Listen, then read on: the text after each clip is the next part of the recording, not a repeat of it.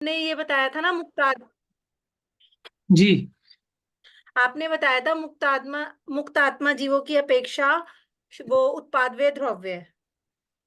वो स्थिति एक बार थोड़ा सा बता दीजिए कैसे होगी सिद्ध। हाँ, देखिए, हमें उत्पाद व द्रव्य वहां समझ में आता है कि बचपने का व्यय हुआ, जवानी का उत्पाद हुआ। ठीक है, लेकिन ये तो स्थूल है। प्रति समय जो पर्याय है वो एक क्षण की होती है, एक समय की होती है, वो आपकी दृष्टि में नहीं आती। जैसे देखो, जैसे कोई व्यक्ति बूढ़ा होता है तो कितने साल में बूढ़ा होता है? 60 साल में। ये स्थूल दृष्टि से दिखाई देता है। ठीक है ना, वो हर समय बूढ़ा हो रहा है। कोई ऐसा थोड़ी है कि 60 साल में एकदम से बूढ़ा हो गया।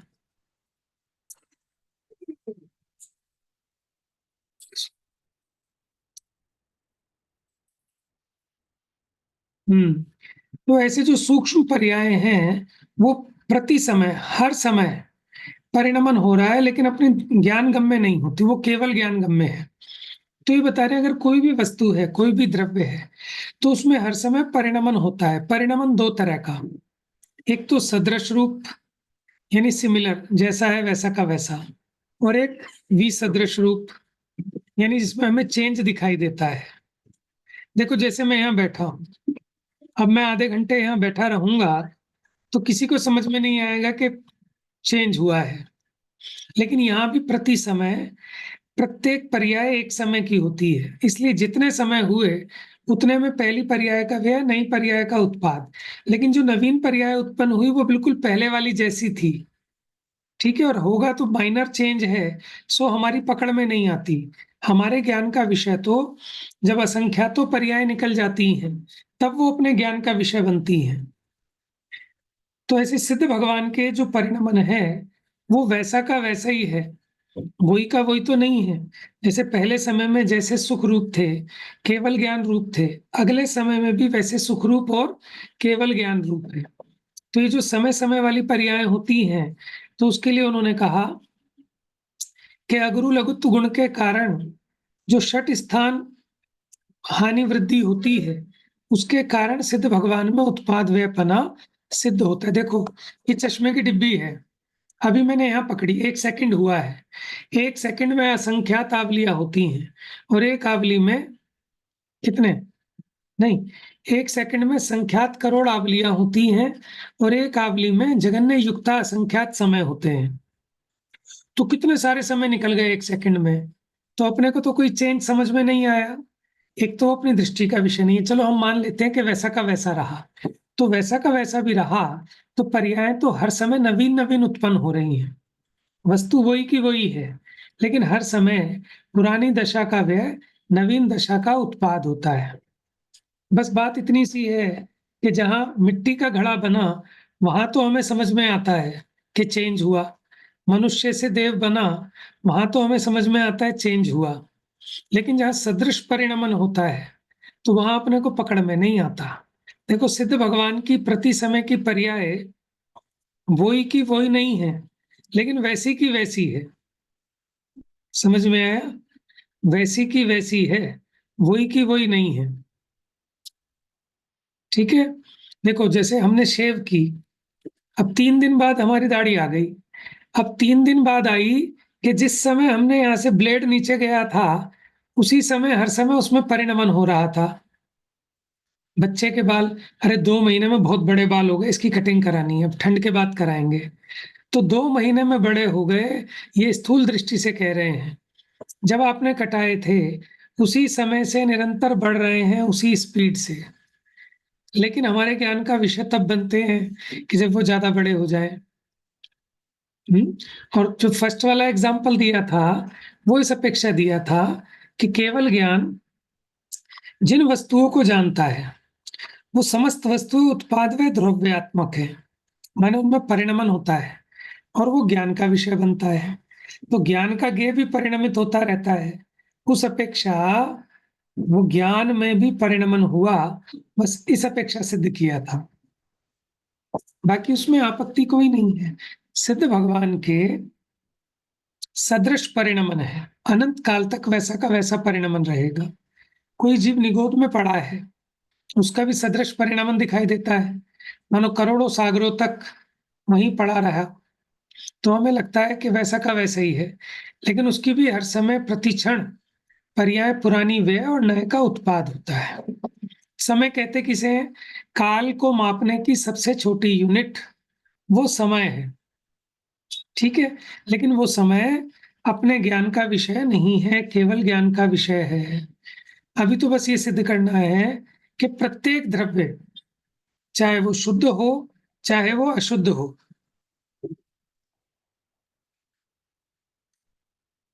भैया शायद इस ग्रुप में ना उनका पूनम भाभी जी का नंबर ऐड नहीं हुआ। ये पूनम के ही 2 नंबर हैं इसके ही। शिवानी, हाँ, इसमें ना पूनम के 2 नंबर ऐड हो गए, पूनम भाभी जी का नंबर ऐड नहीं हुआ इसमें। अब आपके फोन में फिर सेव नहीं होगा। अब मेरा सेव है मेरे में, सूरज मल विहार के नाम से। अब चेक करो। और ना मैं क्या जवाब दूँ?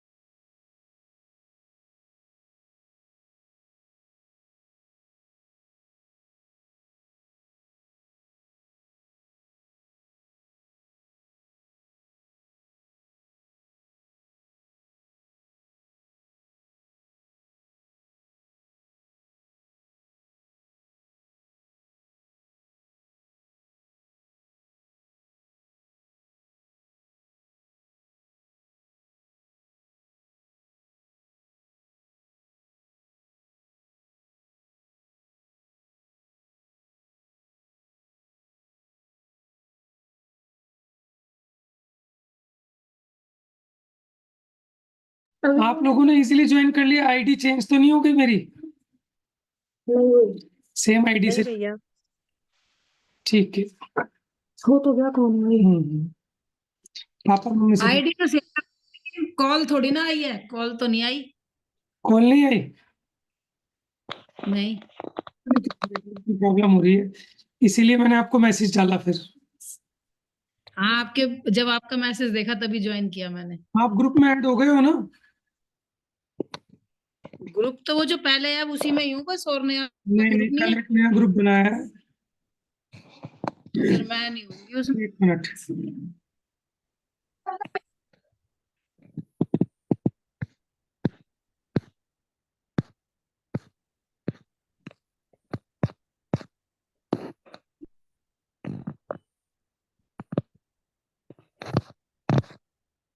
हाँ जी,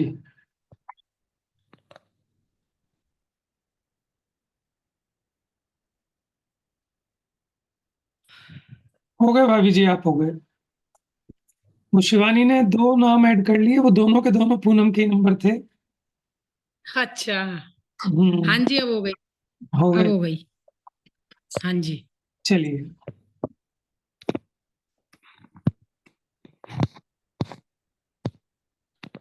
जय जिनेन्द्र भैया। जय जिनेन्द्र। स्क्रीन नहीं दिख रही है अभी आपको ना? हाँ, आप दिख रहे हो मतलब वो स्क्रीन देखिए, अब आपको दिख रही है? हाँ जी अब दिख। ठीक है, तो कल मेरी चर्चा हुई थी कि सभी पदार्थ परिणमनशील हैं, भले ही वो सिद्ध भगवान क्यों ना हो। उनका भी प्रति समय उत्पाद व द्रव्यपना होता है, लेकिन उनका उत्पाद ऐसा हुआ है कि जिसका कभी व्यय नहीं होगा। और संसार दशा का ऐसा व्यय हुआ है कि जिसका कभी उत्पाद नहीं होगा। ठीक है, इस अपेक्षा कहते हैं कि वो उत्पाद व्यय से रहित है। लेकिन प्रति समय वाला परिणमन, उससे कोई भी पदार्थ रहित नहीं है, चाहे वो मुक्त हो चाहे संसारी हो। अब चर्चा प्रारंभ हुई थी कि जीव को मोक्ष में इंद्रिय के बिना सुख कैसे होता है, क्या बिना इंद्रियों के सुख हो सकता है? चलिए पढ़िए, कौन पढ़ेगा आज? मैं पढ़ूं भैया? पढ़िए पढ़िए। इस जीव को मोक्ष में इंद्रिय के बिना सुख कैसे होता है? जब तक संसार में यह जीव घाती कर्म सहित था, तब तक इसके क्षमिक ज्ञान और इंद्रिय जनित सुख दुख की प्रवृत्ति होती थी। अब इसके कर्मों का नाश हो जाने के कारण उपमा रहित अनंत ज्ञान रूप अतीन्द्रिय सुख उत्पन्न हुआ है। संसार में इंद्रिय के विषय इस जीव को महासंताप रूप करते हैं। जैसे अनेक व्याधियों से पीड़ित कोई रोगी पुरुष औषधि का सेवन करता है, उसी प्रकार संसारी जीव भी इंद्रिय रूपी व्याधि से दुखी हो विषय रूपी औषधि का सेवन करते हैं। यदि व्याधि ही नहीं हो तो औषधि का सेवन क्यों करेगा? कभी भी नहीं करेगा। देखिए, इस जीव ये जो 5 इंद्रिय के विषय भोग हैं, ये व्याधि के उपचार मात्र कहे गए हैं। क्या कहा है? व्याधि के उपचार। लेकिन अज्ञानी तो इसको सुख का कारण मान लेता है और ज्ञानी इसको मजबूरी मानता है। जैसे आप कोई दवाई खाते हैं डॉक्टर की या चीरा लगवाते हैं, तो उसमें हर्षित नहीं होते, खेद खिन्न होते हैं, लेकिन वो पीड़ा सही नहीं जाती, इसलिए आप सिर्फ औषधि कितनी खाओगे कि जितनी कम से कम में गुजारा चल जाए, है ना? कोई उसे स्वादिष्ट व्यंजन समझ के तो नहीं खाता। जैसे होम्योपैथी की गोलियां आती थी बचपन में, बच्चे जब छोटे थे, दांत निकलते थे, तो मम्मी वो गोलियां खिलाती थी और हम छुप छुप के ऊपर चढ़ के वो सारी शीशी साफ कर जाते थे। क्यों? क्योंकि हमारे लिए तो वो मिठाई थी। ठीक है ना? तो ये ज्ञानी और अज्ञानी में अंतर है कि जो 5 इंद्रिय के विषय भोग हैं, वो ज्ञानी को ये जो कषाय की पीड़ा हुई, इंद्रिय रूपी व्याधि हुई, उसकी औषधि मात्र उसका सेवन करता है। और अज्ञानी उसको ये मान के बैठता है कि इसमें से सुख आ जाएगा। देखो, ज्ञानी सम्यक दृष्टि को ये समझ में आ गया कि 5 इंद्रिय के विषयों में से सुख नहीं आता, लेकिन अभी उसको जो कषाय है, वो कषाय जीती भी नहीं जा रही और उस कषाय की पीड़ा सही भी नहीं जा रही। ठीक है ना? तो उस इंद्रिय के विषय में प्रवर्तता है, इसलिए उसके जो इंद्रिय के विषय होते हैं वो अन्याय अनिति अभक्ष से रहित होते हैं। माने कषाय तो है, लेकिन ऐसी कषाय नहीं है कि अभक्ष में वर्तन करे। पैसा तो कमाने की कषाय है, लेकिन ऐसी कषाय नहीं है कि अन्याय का, अनीति का धन इकट्ठा करे। बात समझ में आ रही है? तो इसलिए उसको भीतर में भेद विज्ञान है, उसकी दृष्टि पलट गई, लेकिन कषाय अभी शेष होने से वो विषयों में प्रवर्तता भी है, लेकिन उन विषयों को औषधि मात्र समझता है, उस सुख का कारण नहीं जानता। फिर इसमें एक बात और सिद्ध हुई कि जो इंद्रियों की पीड़ा है, ठीक है, जो विषय सुख है, ये व्याधि है। क्या है ये? रोग। अभी हमें तो रोग नहीं दिखता, लेकिन ज्ञानी इसको रोग समझते हैं। हम चढ़ाते हैं ना, ओम ह्रीम श्री महावीर जिनेन्द्राय क्षुधा रोग विनाशनाय नैवेद्यम निर्वपामीति स्वाहा। तो क्षुधा एक रोग है, जन्म एक रोग है, लेकिन अज्ञानी को रोग कहाँ लगता है? जन्मदिन हो, खुशी होती है कि दुख होता है ना? एनिवर्सरी मनाते हैं उसकी।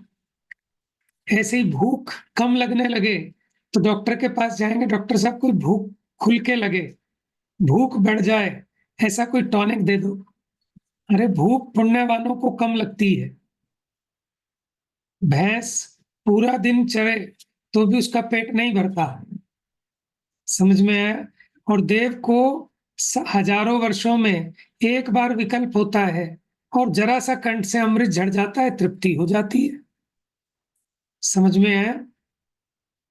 देखो, उत्तम भोग भूमि में 3 दिन के बाद, और वो भी कितना छोटा,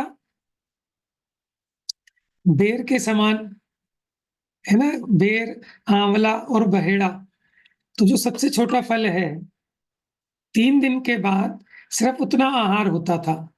फिर मध्यम भोग भूमि में आहार थोड़ा सा बढ़ गया और 2 दिन के अंतराल से होने लगा। जघन्य भोग भूमि में 1 दिन के अंतराल से होने लगा, और चौथे काल में आए तो फिर एक टाइम भोजन होने लगा। पंचम काल के जीव तो कोई ठिकाना नहीं है, 2 बार, 3 बार, 4 बार, है ना? अपने जैनियों के यहाँ तो टाइम नहीं होता ना ज्यादा खाने पीने का, क्योंकि सुबह मंदिर पूजा पाठ से आओगे, 9-10 ऐसे ही बज जाएंगे, अब क्या ब्रेकफास्ट करोगे, खाना ही खाओगे, ठीक है? और लोगों में क्या है कि सुबह एक तो बेड टी, फिर उसके बाद 8-9 बजे ब्रेकफास्ट, और ब्रेकफास्ट में भी क्या चलता है, पराठे या ब्रेड, ठीक है? फिर 1 बजे लंच, फिर 3-4 बजे चाय, समोसे, कचौड़ी, ठीक है? फिर 8-9 बजे खाना, तो 4 टाइम हो गया। और उसके अलावा भी बीच में जो मर्जी चल जाए, तो फिर क्या हालत होगी इस शरीर की। और जो अपना जैन धर्म की थोड़ा लाइन पे है, उसको टाइम ही नहीं मिलेगा। मानो 10-11 बजे भोजन करेगा, 3-4 बजे से पहले भूख ही नहीं लगनी, है ना? तो हमें ये भूख रोग दिखती है, ये गुण दिखता है। चलिए, तो ये तो पुण्यवान है जिसकी कार कम पेट्रोल खाए। कम पेट्रोल खाए वो बढ़िया है, कि ज्यादा पेट्रोल खाए वो बढ़िया है? कम पेट्रोल में ज्यादा माइलेज दे, वो बढ़िया है ना? तो इसलिए टेंशन नहीं करनी चाहिए। हम अपनी जरूरत से ज्यादा खाते हैं, इसलिए बीमार रहते हैं, क्योंकि जिह्वा इंद्रिय पे कंट्रोल नहीं कर पाते। पेट की डिमांड नहीं है, डिमांड है रसना इंद्रिय की। स्वाद स्वाद में ज्यादा खा जाते हैं, है ना? क्योंकि अब तो शरीर का हाजमा भी उतना अच्छा नहीं। सब लोग गैस से परेशान, जिससे पूछो उसको गैस की परेशानी, कॉन्स्टिपेशन, किसी को सिर दर्द, किसी को माने शरीर में सूजन, है ना, वात का रोग। ये सब कारण क्या है कि जितनी हमारी पाचन क्षमता नहीं है, जितनी जरूरत नहीं है, उस जरूरत से ज्यादा हम उसमें स्टोर कर देते हैं, तो मशीन गड़बड़ा जाती है ना? आप कम खा के देखो, सुखी रहोगे, हल्के रहोगे, आपको लगेगा हवा में उड़ रहे हैं। भूख लगे उतना खा लो, लेकिन हम खाते हैं स्वाद के हिसाब से, है ना? तो अगर हमें वो इलाज के रूप में लगे, देखो दवाई ऐसा थोड़ी ना कि बड़ी टेस्टी है, पी जाओ ज्यादा सी। जब छोटे थे, खांसी की दवाई आती थी बड़ी मीठी मीठी आयुर्वेदिक वाली, तो ज्यादा पी जाते थे शौक शौक में। अज्ञानी है ना, नादान है, लेकिन समझदार व्यक्ति तो कम से कम पीना चाहता है। चलिए, तो यहाँ कहा कि जब तक ये संसार दशा में घाती कर्म सहित था। घाती कर्म 4 हैं: ज्ञानावर्णी, दर्शनावर्णी, मोहनीय, अंतराय। अब घाती कर्म के कारण क्या था कि इसको एक तो ज्ञान में आवरण था, तो पूर्ण ज्ञान प्रकट नहीं था। अब पूर्ण ज्ञान प्रकट नहीं था, तो इसका जो जानना देखना था वो इंद्रियों के माध्यम से होता था, क्योंकि ज्ञान पे आवरण है, दर्शन पे आवरण है, अंतराय कर्म का भी उदय है। तो इसको इंद्रिय जनित सुख दुख की प्रवृत्ति होती थी। देखो, इंद्रिय जनित सुख दुख की प्रवृत्ति भी इसलिए होती है क्योंकि इंद्रियों से हम भोगते हैं कि जानते हैं, ये बताओ?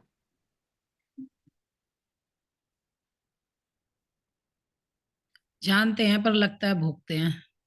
समझ में आया ना? बहुत भारी भ्रम है, कल्पना से भोग रहे हैं। जैसे सपने में कोई रसगुल्ले खाता है, ठीक है, और डकार भी ले ले, है ना, तो वो भ्रम है। इसी प्रकार अज्ञानी जीव मोह महामद पियो अनादि, भूल आपको भ्रमत्वादी। ठीक है, हमने रसगुल्ला जीभ पे रखा, ठीक है, उसको चबाया, खाया, तो हमने सिर्फ उसका रस जाना है, हमने ज्ञान किया उसके कि मीठा है, खट्टा है, कड़वा है, कषायला है, टेस्टी है, कैसा है, ठीक है ना? उससे ज्यादा हम कुछ नहीं कर सकते। बाकी आप अल्ट्रासाउंड करा लो तो वो आपके फूड पाइप से जा रहा है, पेट में ही जा रहा है, यहीं पड़ा है, आप में नहीं गया, यहीं पेट में पड़ा है। समझ में आया ना? लेकिन ये जीव को क्या लगता है कि मैंने खा लिया। आप ये बताओ कि जब से पैदा हुए होंगे ना, पता नहीं कितने ट्रकों अनाज खा गए होंगे और कितने टैंकरों पानी पी गए होंगे। अगर ये आत्मा में चला जाता तो क्या हालत होती। शरीर में भी एक्चुअल में प्रोसेस है कि जाता है और निकल जाता है, ठीक है ना? ये तो एक नाली है। तो इंद्रिय जनित सुख दुख का भ्रम होता था जीव को, क्योंकि आंखों से देखा जाना, तो इसको क्या लगता था कि ये इंद्रियां ही मेरे अंग है, क्योंकि ये नहीं होंगी तो मैं कैसे जानूंगा, देखूंगा। अब जिनको जानता देखता है, मोह के उदय से उनमें सुख दुख की कल्पना कर लेता है कि ये विषय अच्छा और ये विषय बुरा, ये इष्ट, ये अनिष्ट, इसमें काम करता है मोह। तो इसलिए जब तक घाती कर्म सहित था तब तक इसके क्षमिक ज्ञान था और इंद्रिय जनित सुख दुख की प्रवृत्ति होती थी। अब इसके उन कर्मों का नाश हो जाने के कारण उपमा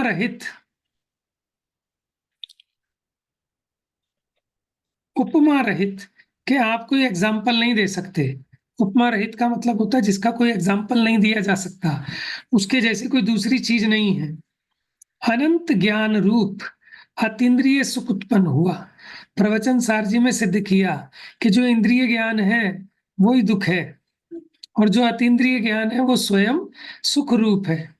ज्ञान ही सुख रूप है, सुख कोई अलग से हो ऐसा नहीं है। जो अतीन्द्रिय ज्ञान है वो स्वयं निराकुल होने से, परिपूर्ण होने से स्वयमेव सुख रूप है।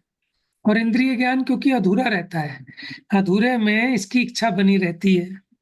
मैंने आपको कोई चीज दिखाए तो घर पे, जैसे हम कोई चीज लाए और छुपा छुपा के रखे कि मैं कुछ लाया हूँ और दिखाए नहीं, तो क्या होगा? बड़ी बेचैनी होगी सबको।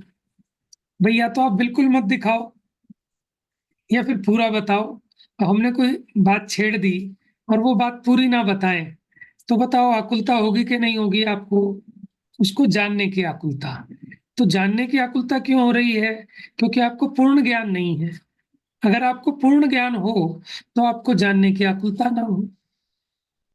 4 प्रकार की इच्छाएं गिनाई है पंडित टोडरमल जी ने मोक्ष मार्ग प्रकाशक में। उसमें पहली इच्छा है विषय ग्रहण की इच्छा, कि अव्यक्त को जानना चाहता है। सड़क पे जा रहे हो, कोई भीड़ लग रही हो, वहां भी गाड़ी रोक के देखेगा क्या हुआ क्या हुआ। समझ में आया? भले ही देर हो रही हो, गली में से आवाज आ जाए, अभी आप छोड़ के गेट खोल के गली में झांक के देखोगे क्या हो गया। तो इसको जानने की कितनी इच्छा है और उस इच्छा से दुखी रहता है। आप सोचो अगर इसको केवल ज्ञान होता तो जानने की इच्छा ही नहीं रहती, ठीक है ना? लेकिन ऐसा नहीं है कि पहले केवल ज्ञान होता है फिर इच्छा मिटती है। जिनकी पहले इच्छा मिटती है उनको केवल ज्ञान गिफ्ट में आता है, क्योंकि इच्छा तो 10वें गुण स्थान के अंत तक है।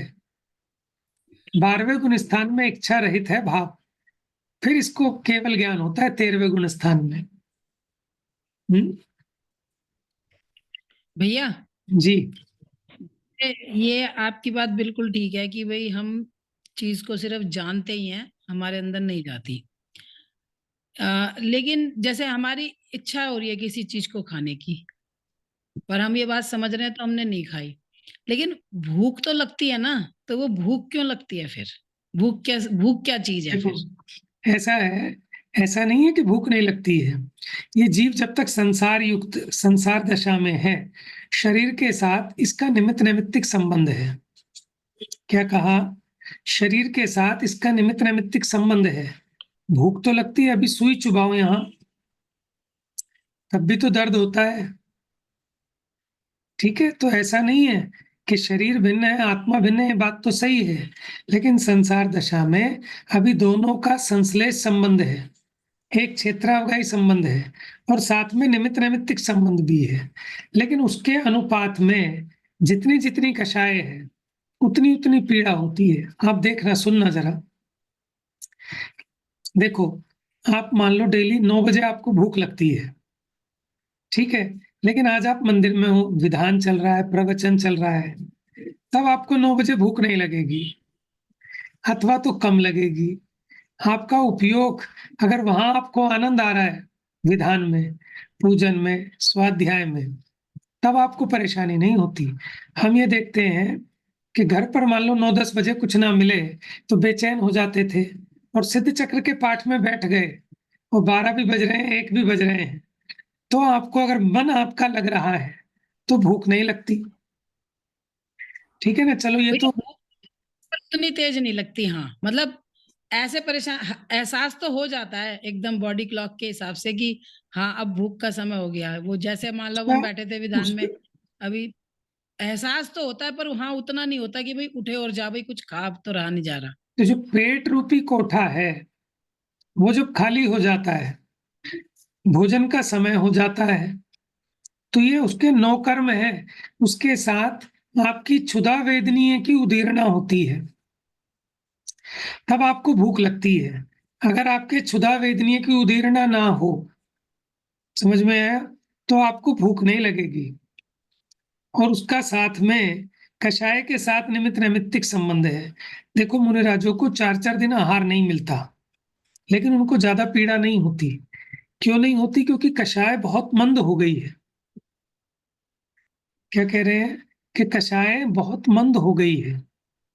जब आपकी कषाय तीव्र होगी, तब आप के माने तत्संबंधी कर्मों का उदय भी तीव्र होता है, वहां बेचैनी ज्यादा होती है। तो ये निमित्त नैमित्तिक संबंध है शरीर के साथ के। लेकिन शरीर के साथ रहते रहते भी जब आपके कर्म का उदय मंद होता है, आपकी कषाय मंद होती है, तब वो शरीर संबंधी पीड़ा भी नहीं होती। माने 10 लोग हों, 10 के 10 लोगों को एक जैसा रोग हो, 10 के 10 लोग 2 दिन से भूखे हों, लेकिन फिर भी उनकी पीड़ा में अंतर होता है कि नहीं होता? ठीक है, उसका निमित्त नैमित्तिक संबंध तो शरीर का सहनन भी है, और दूसरा आपके तत्संबंधी कर्म का उदय में भी अंतर है। और सबसे मूल बात अपनी कषाय की तीव्रता और मंदता है। तत्संबंधी कषाय माने उसको खाने की, है ना, उस या फिर अंत जो वीर्यांतराय कर्म है, वीर्यांतराय कर्म का उदय तीव्र है, इसलिए आप 1 मिनट नहीं रह सकते। और कोई व्यक्ति ऐसा है 6 दिन भी भूखा रह ले, लेकिन उसको कोई आकुलता नहीं है। तो निमित्त नैमित्तिक संबंध को भी मानना पड़ेगा, लेकिन वहां उसका स्वरूप भी समझना पड़ेगा कि हम तो एकांत ऐसा मान के बैठते हैं ना कि मैं खा रहा हूं, मुझ में जा रहा है। देखो, जिस समय भूख लगी उस समय भूख का ज्ञान भी हुआ, लेकिन ये खाली उस भूख की पीड़ा को वेदता है, और उसी समय में ज्ञानी भेद विज्ञान करके अपने उस ज्ञान स्वरूप को भी वेदता है। ठीक है, बॉडी क्लॉक के हिसाब से ज्ञानी को भी भूख लगती है, ज्ञानी भी भोजन करता है। आप चलो औरों की छोड़ो, जो आदिनाथ मुनिराज थे, उनका तो सहनन भी बहुत अच्छा था, चरम शरीरी थे, ठीक है, और वो भोजन के लिए जाते थे, आहार नहीं मिलता था, फिर वो क्यों उठते थे आहार के लिए? क्यों? उनको भी विकल्प था। मुझे आज तक समझ नहीं आई ये बात कि हाँ, मतलब वो तो चाहे सारी जिंदगी खाना ना खाते, उन्हें कोई दिक्कत नहीं थी, और उनको कषाय भी तीव्र नहीं थी, फिर वो क्यों जाते थे? मुझे भी नहीं समझ आई आज तक ये बात। आप ये समझो, इसलिए उतनी तो कषाय थी, भले वो बहुत मंद थी। अगर वो कषाय नहीं होती तो वो आहार के लिए जाते ही नहीं। समझ रहे हैं ना कि उनको वो विकल्प था, और उस विकल्प की पूर्ति भर के लिए वो जाते थे। इसका मतलब उनको अभी उतने कषायांश शेष थे। अगर वो कषाय कर्ण नहीं होते तो वो नहीं जाते आहार के लिए। और हम ये जो कहते हैं कि नहीं, उन्होंने परंपरा चलानी थी लोगों को, मुनियों के लिए, कि कैसे आहार आदि होता है, कि मुनिराज को इसका विकल्प नहीं होता है ना। तो जो उनको वो विकल्प था, बस उस विकल्प की पूर्ति के लिए जाते थे। तो भैया इतनी कषाय तो हम भी रोकते हैं अपनी, उन्होंने इतनी भी कषाय नहीं रोकी। मतलब मुझे अपने लिए ऐसे फील होता है कि अगर मेरे को ऐसा शरीर हो तो मैं तो कभी ना खाऊं खाना। ऐसा मतलब लगता है, पता नहीं जब हो तो पता नहीं क्या करूंगी, पर ऐसे ही लगता है। तो हाँ मतलब वो इतनी कषाय रोक सकते थे अपनी, वो तो देखो, रोक सकते थे। उनको कोई ऐसा नहीं था कि भूख की पीड़ा थी, उनको कोई ऐसा नहीं फिर था कि भूख की पीड़ा थी, लेकिन उस विकल्प की पीड़ा थी। क्या कह रहे हैं? मतलब देखो जैसे विकल्प मतलब जैसे मान लो आज हमने सुबह का भोजन लेट किया, 2 बजे भोजन किया, ठीक है, लेकिन शाम को डेली भोजन करते हैं 5 बजे। तो एक विकल्प होता है, भाई जो खाना है वो खा लो एक बार, चाहे आप आधी रोटी खा लो, होता है ना विकल्प, और उसके लिए भोजन भी करते हैं। अब हम चाहें तो हम उस विकल्प को तोड़ भी सकते हैं, लेकिन कई बार विकल्प होता है कि पता है भूख नहीं है, लेकिन फिर भी विकल्प हो गया। बस अब उस विकल्प की पूर्ति के लिए कि चलो लगा लो भैया, आधी रोटी खा लेंगे, जैसा अपने साथ होता है ना। अब अपनी भूमिका में जितनी कषायें हैं उसके अनुरूप होता है। मुनि दशा में भी कषाय तो है, छठा गुण स्थान है, प्रमत्त संयत है, ठीक है। संज्वलन कषाय का तीव्र उदय होता है छठे गुण स्थान में, और 7वें गुण स्थान से उसका मंद उदय होता है संज्वलन कषाय का। तो संज्वलन कषाय के तीव्र उदय में इस प्रकार के विकल्प उत्पन्न होते हैं, उपदेश देने के, आहार के लिए जाने के, मुनिचर्या के जितने 28 मूल गुण संबंधी चर्या है उसको निभाने के इस प्रकार के विकल्प होते हैं। तो ये तो मानना पड़ेगा कि उनको उस जाति का उतना विकल्प था, इसीलिए वो उठ के गए, नहीं तो नहीं जाते। देखो जिसके खाज ना हो वो क्यों खुजाएगा, सही बात। है ना। तो हम उसकी लीपापोती नहीं करें, वो तो वस्तु का स्वरूप है। तो इसका मतलब आप ये समझो, तभी लिए तो उन्होंने उस कषाय को जीतने का पुरुषार्थ किया, फिर नहीं तो फिर मुनि दशा में ही बने रहे सदा। तो उनको वो मुनि दशा भी, उसमें अभी क्योंकि राग शेष है, और वो राग का कण भी उनको पुसाता नहीं है, वो उस मंद राग को भी मेट देना चाहते हैं।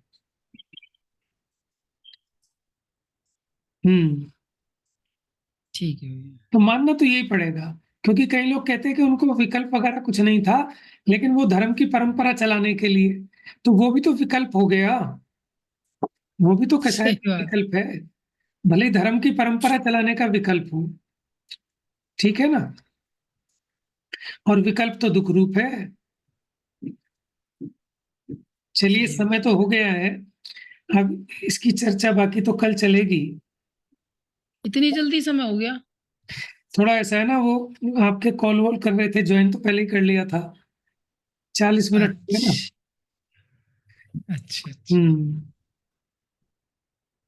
तो अभी इसलिए तो विषय शुरू, हाँ, अभी का समय भी।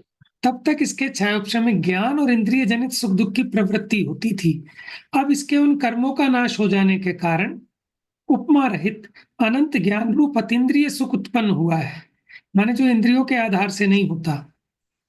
संसार में इंद्रिय के विषय इस जीव को महासंताप रूप करते हैं, क्योंकि वो इसको अपनी ओर आकर्षित करते हैं 5 इंद्रिय के विषय, और उसमें लगता है तो आकुलता को भोगता है। अभी क्या सोचता है कि मैं पकवान खाकर सुखी हो जाऊंगा, अब वो खाता तो है, लेकिन जो इसकी एक्सपेक्टेशन थी वो तो पूरी होती नहीं, सुखी तो होता ही नहीं, तो खेद खिन्नता बनी रहती है। माने भोगों का स्वरूप ऐसा ही है, बेरस होए विपाक समय अरु भोगत लागे नीके, ठीक है ना। आपको उस विकल्प की पूर्ति होती है, उस समय थोड़ा सा आनंद फील होता है, लेकिन बाद में आप सोचते हो अरे बेकार ही पेट खराब किया, क्या हमने तला भुना खा लिया बेकार में, नहीं खाते तो ही अच्छे थे, है ना। तो 5 इंद्रिय के विषय भोगों का ऐसा ही स्वरूप है। बाद में क्या होता है, पछतावा होता है, खेद खिन्नता होती है। क्यों? क्योंकि कभी भी आपकी एक्सपेक्टेशन पूरी नहीं हो सकती, और उसमें सुख है ही नहीं, आएगा कहाँ से। तो तृप्ति का तो सवाल ही पैदा नहीं होता, और ये जीव वहां से तृप्तता चाहता है, तो सदा अतृप्ति बनी रहती है, खेद खिन्नता बनी रहती है, ठीक है ना। आपने अपनी मनमर्जी से पकवान बनवाया, लेकिन आपने जैसा एक्सपेक्ट किया था, आपके चाहने के हिसाब से तो बिल्कुल वैसा स्वाद नहीं आएगा, तो आपको खेद खिन्नता होती है। कदाचित आ जाए तो आप चाहते थे कि 4 रोटी खा लूं, लेकिन 4 खा नहीं पाए, तो खेद खिन्नता होती है। समझ में आया ना। और उसको भोगने की आकुलता, उस समय भी आकुलित होता है जीव। लेकिन ये चीजें शास्त्र से पढ़ के समझ, वैसे बुद्धि में समझ लोगे, लेकिन असलियत में तो तब समझ में आएगी जब हम अपनी लाइफ में इन चीजों को ऑब्जर्व करेंगे, अपनी परिणति को माइन्यूटली देखेंगे कि देखो मेरा ये जो परिणाम हो रहा है, देखो अपने को कभी मान कषाय का परिणाम होता है, कभी छल का परिणाम होता है, कभी लोभ का परिणाम होता है। अपना ये परिणाम अपने को दिखाई देता है कि नहीं देता? अगर दिखाई देता है, तब हम उसमें उसको मेटने का अभ्यास कर सकते हैं कि देखो ये गलत है, मुझको ऐसा भाव आ रहा है। अपने को मान कषाय का भाव आता है ना, तो अपने पकड़ में आता है कि अब मेरे को मान कषाय आ रही है। समझ में है? वहाँ आनंद फील होता है। हमारी प्रशंसा होए तो क्या होता है कि मान कषाय उत्पन्न होती है भीतर में, उसकी पुष्टि होती है। तो कैसा फील होता है? अच्छा फील होता है ना। तो कषाय की पुष्टि में अच्छा फील होता है, एक बात। और उसमें अगर इसकी बुद्धि ऐसे ही है कि कषाय की पूर्ति में सुख है, तो वो मिथ्यात्व भी है साथ में, फिर वो अनंतानुबंधी कषाय हो गई। तो ये सब चीजें हमें अपनी अंतर परिणति में देखनी पड़ेंगी, ठीक है ना। और उसका निर्णय स्वयं करना होगा कि क्या सही है और क्या गलत है ना। ये जीव मान कषाय की भूख में कितने पाप करता है, कितना छल बल करता है, कितने प्रपंच रचता है, समझ में है? किस लिए? कि मान कषाय की कैसे करके पूर्ति हो जाए। लेकिन आपका यश होना वो तो कर्म के उदय के अधीन है, ठीक है ना। आप दुनिया को फ्री में सोने की चैन बांटो अपने बेटे की शादी में, लेकिन फिर भी लोग गाली दे के चले जाएं। समझ में है? चोरी का माल आ रहा है, डकैती डाली होगी, लोगों के चेन पैसे भी ले देके, लेंगे और फिर नाम भी धर देंगे। समझ में है ना। और अगर आपके पुण्य का उदय हो, आप किसी को कुछ अच्छे से खाना भी नहीं खिला पाओ, फिर भी लोग तारीफ करेंगे। समझ में आया? ये तो आपके यश अपयश प्रकृति के काम है, लेकिन इससे मैं छोटा बड़ा नहीं होता। लेकिन अज्ञानी अपने सुख को कहाँ खोजता है कि सामने वाला प्रशंसा कर दे तो मैं सुखी हो जाऊं।